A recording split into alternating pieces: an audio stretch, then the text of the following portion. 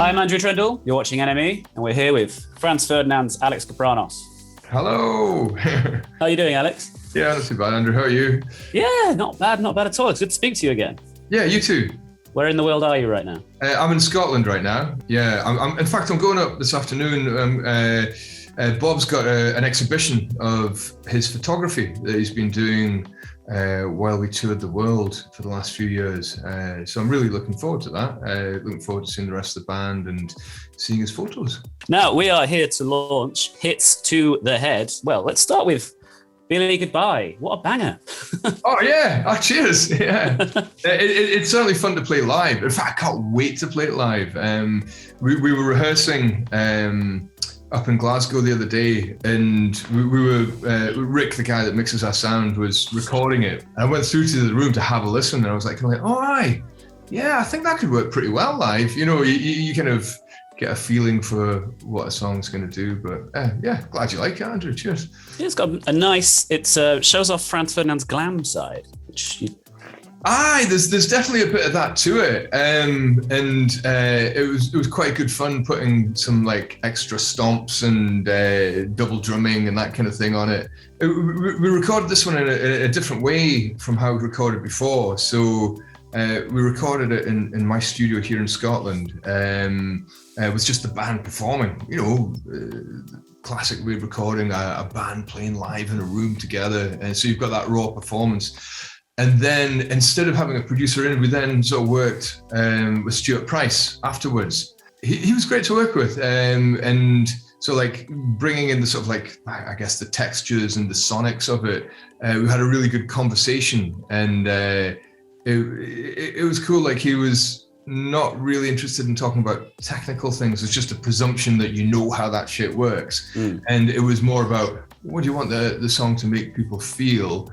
And what we're going to do with it. And it ended up being this kind of like, and so like the song is about recollection and about looking over, in this case, a friendship, and seeing how friendships evolve and sometimes end, and how you can still feel positive about that. And we were talking about that idea of looking back and representing that in the sonics of the song. And so we took the song and as you go through it, and if you listen to it, you'll hear there are bits of it that sound, oh God, that sounds like it could sound like it's in 1973, and then immediately jumping to something that could only have sounded like it was made in 2021, and then jumping back and forth between all of them and mixing them up, so there's a feeling of disorientation. So like disorientation in time, because in a way, because we were talking about this, and in a way it feels like it's the way that we listen to music nowadays anyway. It's changed from the way when I was a kid, when you'd buy records, you'd buy a 7-inch, and it was just what was available at that time, unless you bought secondhand records. Now everything is available to us instantly, and we don't really think of music as belonging to a particular time. They're just what's available at our fingertips or on our earbuds. Lyrically, what's this song dealing with? I mean, don't forget the best bit. It's such, I don't know how to describe it other than a Franzism. You know what I mean? It just, that's such a Franzy hook. Yeah, I guess it's what I was referring to just there. Like it's the idea of nothing specifically, but I was thinking about the idea of friendship and friendships that I've had over my life. You know, like and we all have different friendships that affect us in different ways. Most friendships bring wonderful things into our lives, but not all friendships stay the same throughout our lives as well. You know, like they evolve, they change, and they change into different things as we evolve as individuals. And sometimes friendships do end, and sometimes they end badly, but usually they don't. Usually friendships just kind of come to a close. Naturally, you move in a different direction and you do something different. You know, I think of who my best friends were when I was 8 years old or 14 years old, and they're not necessarily people I would be best friends with now, but at that age, they meant so much to me and really defined my life and made me who I was. And so I guess the song is about being able to look at a friendship and say, hey, it's over, but damn, wasn't it good? Don't forget the best bits. They were pretty incredible. I know it's a really great video too. I noticed that your new drummer Audrey is in the video. Is she part of putting the track together as well? Yes, Audrey's playing drums on the song. It was fun. It was fun making making the video. It was very chaotic, but yeah, it feels like a very Franz video, but in quite a different way. A lot of the inspiration from it came from a Hans Richter film, sort of like part of the Dada movement, and a lot of those shots which are trying to make shots which are visually quite crude and shocking in their sort of repetition, and cutting them in amongst the action, like the smashing bottles. And I guess the original idea of the video was to sort of like a friendship ending in the terms of a wake, and so a lot of the imagery that you see in it are traditional images that you would see as memento mori, like the idea of reminders of our mortality that you would see in art, things like the flowers disappearing, or time passing, or candles literally being snuffed out. And so, yeah, it's always good to be reminded of our mortality, and to think of the death. And when you have a wake, I've always liked the idea of a wake as being a celebration of life. And rather than being, because the funeral is the time that you mourn, but the wake is the time when you celebrate, when you think, oh yes, that was a great life, and I really appreciate that I shared that life, and that life was part of my life. And the idea was applied to that, to a friendship which is over, and to think, yes, let's celebrate that friendship and understand that friendship and understand what was good about it, and also acknowledge that it might be over as well. What energy would you say that Audrey brings to the band? Audrey is incredible. Like she's. It's funny because we spoke with Paul. We got together again whenever restrictions were lifted and you can get back together in a room in Glasgow. The first time we could. I think it was like May. Maybe sometime, whenever we were getting our first job, I think it was May, we got together in a rehearsal room in Glasgow. And, of course, we'd been speaking to each other all throughout lockdown, and I could tell that he had things on his mind. But once we were in that room, it was pretty obvious that he didn't want to continue. And the way he was talking about it, he was saying he loves those best bits, like the feeling of walking on stage and playing to all these fans who love what you do, and making music. Those bits are incredible, but as every band member will tell you, there's a lot of bullshit in between, which he'd had enough of it. Quite simply, he didn't want to go through all that stuff again. And Paul's my best mate, and once he explained that, while I was devastated I wasn't going to be playing music with him, his life and what he wanted to do and his happiness is more important than that. So it kind of made sense. Anyway, so we found ourselves sitting in the rehearsal room, going, oh, right, okay, so Paul's not going to play with us. I remember saying to the others, do you know any good drummers in Glasgow? And it felt weird. It felt really weird just saying that. Do you know a good drummer?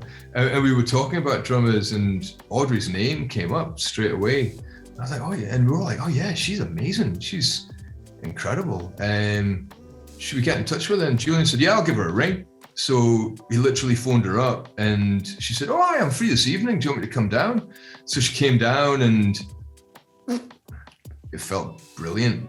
Again, it's like that thing I was talking about when you have a conversation with somebody for the first time, when you meet somebody and you click with them. It's like that as a musician. Like if you play with somebody for the first time, you kind of go, this is just easy. It's how it should be. I can express myself and there's no self-consciousness. It just feels good, and the band sounded great. It sounded different. Of course, it's going to sound a little bit different from how it does with Paul, because it's a different personality, but she's cool. And also, after finding out what a drummer she was, we also have been growing to find out what she's like as a person. And she's a great laugh, and funny and smart, and great to have around. Because that's the other thing, when somebody joins you as a band, they're not just joining as a musician. It's so much more than that. It's as a personality, somebody who you're going to be hanging out with and spending all your time with. So if you don't get on, there's no point doing it. She's very cool. So there's another new track on the Greatest Hits, Curious. Yes. What can you tell us about that song, and what side of Franz does that represent? Yeah, Curious is quite a different sort of sounding song. Like, Billy Goodbye is a really raucous kind of rocker. It's a banger. Curious is more the kind of slinky dance floor and sonically of what the band is about. And it was cool to be playing these songs with Audrey as well, because it sort of requires a certain amount of versatility as a musician to sort of like jump from that sort of like very heavy banging style to something which is more about a slightly sophisticated groove, which is found in Curious. And yeah, that works really well. Lyrically, that one is imagining yourself in the situation of the beginning of a relationship, a romantic relationship rather than a friendship. And the first verse is all about that first moment, the meet cute on the first page, tension left on the dark stage, those magical moments. And then sort of like being part of those magical moments and suddenly being overwhelmed by a sense of what's to come, and wondering how will you be when repetition and routine and the everyday is what the relationship becomes. And are you still going to love me when that the magic of the meet cute has faded and we're living in the routine? Yeah, and try to make that feel like a love song. Looking forward to it. So that's the other side of Franz. And so what can you tell us about this selection of songs? And so I think I read you said that this is basically how you would choose a Franz Ferdinand set list, right?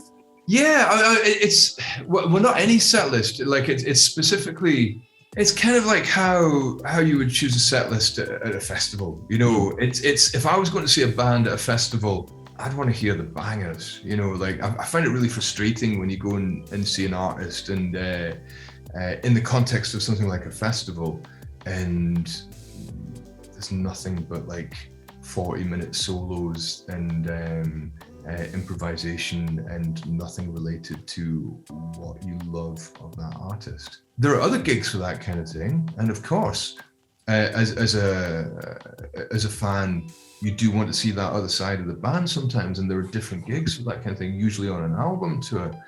But it's a compilation of the bangers. Like there's quite a lot of snobbery about greatest hits. Like people always refer to the Alan Partridge. Oh yeah, what's the best Beatles album? The Red Album. But I love greatest hits records. Again, when I was a kid, I grew up with greatest hits records. My folks didn't have a 4,000 LP record collection. They had best ofs that had greatest hits. They had changes by Bowie. They didn't have Low. They didn't have Lodger, and that was enough for them. They just wanted to hear the best bits. They just wanted to hear the hits, and that's great. If that's all they wanted to hear, that's all they needed from the artist. Fuck it. You enjoy that, but also those records were something else. That's what it was for them. But for me, it was an introduction. It was that doorway that I could step through into the world of those artists. And so, whereas they had Rolled Gold, I went out and discovered all those Rolling Stones records. Whereas I listened to Changes and thought, fuck, this is amazing. I want to hear more of this. So I went out and I did buy Low and fell in love with that and became totally obsessed with it. And I love the idea that this record will fulfill those roles, like for the people that just want the best bits. Yeah, there you go. That's all you need. But it is a doorway for other people who might not know the band to discover those other bits. Also, from an artistic perspective, I see it like a retrospective, where you can see the arc of an artist's development. That's how I see an album like Changes. Like it's an arc where you can see the development of an artist without the the distraction of detail. You with the perspective of time, you see how things have developed, and you understand where they came from, where they went through, where they've come through to the present day, and then that's an indication of where they will be in the future. Because that's how we see a retrospective. If you go to a gallery, if you go to the Tate and see a retrospective of an artist, then you see, all right, that's their work, and that's how they've developed it, and how their ideas have developed over the years. And whereas this might not sound like that or look like that they did in the beginning, I understand how they got there by seeing it all together in one place. And have you guys also been working on new material? Yeah, I mean, you don't stop really, we're always writing, and since the restrictions have eased up, we've been together in the studio working on things. And again, of course, Billy Goodbye and Curious, they're singles, but you never just sit down and write a single. You write a bunch of songs, and then you kind of go, all right, that's that one, that's probably a single, isn't it? And so is that one. And so of course these songs are from the context of a greater amount of songs. So you think they're a signpost to what the next record might sound like? We'll have to see, won't we? I'll listen back to Always Ascending, and I think, oh yeah, that's not what we're going to do next. You see, it's difficult for me to say now, because like all artists, I don't really know what it's going to be. When the next record comes out, I'm going to pretend there was a master plan all along. And I'm going to say, oh yeah, see, what we meant to do is this, but really we just work it out as we go along. Excellent. And what are your plans for 2022? That's a big question. Are we going to see Franz on the road, or is it a matter of just... Yeah, I can't wait. We're going to get out. We've got tours planned. We're going to play around the UK and around Europe, and we're trying to work out how much of the rest of the world we can get to, but the idea is to get out there. And like after not playing for so long, you get really itchy feet. You want to get out there, and I know that's how the band really feels just now. We really want to get out and get playing. We'll see you at Glastonbury maybe? Who knows? Excellent. Well, everyone, get yourself down to Bob's exhibition and the Franz Ferdinand Greatest Hits Tour 2022. Nice one. Excellent. Alex, thank you very much.